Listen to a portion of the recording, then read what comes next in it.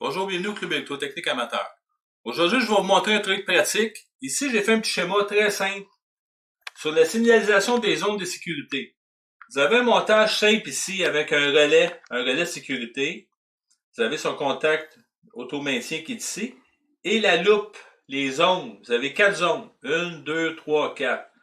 C'est souvent un circuit qui est utilisé pour les protections des machines ou dans un système d'alarme. Vous avez des entrées ici. Vous avez des zones d'accès, des portes, des gardes. Zone 1, zone 2, zone 3, zone 4. Dans un circuit comme ça, pour actionner notre relais RS, on doit peser à ce moment-là sur le bouton réarmement, mais ça va se faire à condition que toutes les conditions ici, normalement fermées, les contacts normalement fermés de chaque zone, soient pas actifs, soient fermés. Donc à ce moment-là, on active notre réarmement, puis notre système de sécurité est en marche. Le désavantage d'un montage traditionnel comme ça, c'est que vous n'avez pas de signal visuel pour nous dire quelle zone qui est activée ou qui est ouverte. Donc, c'est pas pratique. Donc, je vous propose le même circuit, mais avec une petite modification pratique pour être capable d'avoir un signal visuel, une signalisation par rapport aux zones ouvertes. Si on prend le circuit qui est identique, la seule chose, c'est que vous avez un contact supplémentaire pour le contact qui va mémoriser l'action. C'est une façon de faire en sécurité. Souvent, on va doubler les contacts pour une double sécurité. Au niveau de la loupe de zone, ici, vous avez zone 1, zone 2, zone 3, zone 4, comme le premier montage. Sauf que j'ai rajouté des LED. Vous avez une LED ici, avec une résistance de 4 cassettes à chaque zone. Et une diode en parallèle. Un petit montage comme ça va faire que lorsque je vais ouvrir la zone, qu'est-ce qui va se produire? La LED ici va pouvoir conduire et allumer. Elle va shooter 3 volts. Si je ferme le contact, la diode ici tombe en parallèle avec la LED, ça bloque la LED.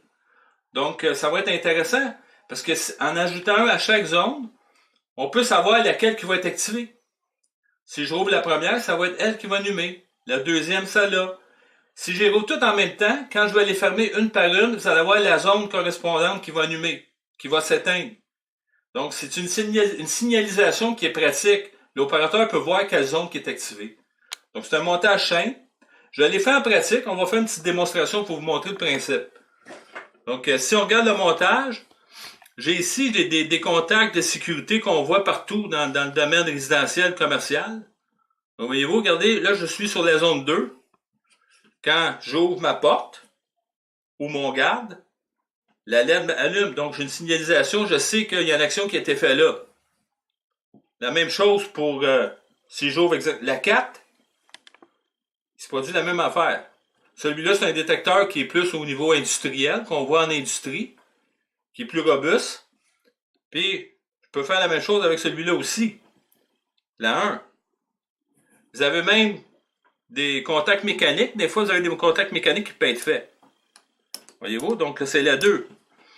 Donc, le côté intéressant là-dedans, c'est que si l'opérateur, dans des conditions normales, les LED ne sont pas allumées, il peut activer son système. En pesant sur le bouton, je vais faire activer ma lampe. Donc, ça va bien, il a réarmé son système de sécurité. Il peut l'éteindre s'il veut. Mais s'il réarme, puis il y a quelqu'un dans les zones qui veut rentrer dans une zone, il faut que ça arrête automatique, c'est une sécurité. Voyez-vous? Oups, on sait que ça vient de la 2. Si je refais l'exemple, je repars mon système. Ah, ça vient de la 4. Il y a un problème sur la 4. L'opérateur peut corriger, réarmer son système. Donc, comme vous pouvez voir, c'est un système qui est simple, ça marche sur 24 volts. Un relais, les ondes. Donc, je voulais vous en parler. Merci, à la prochaine.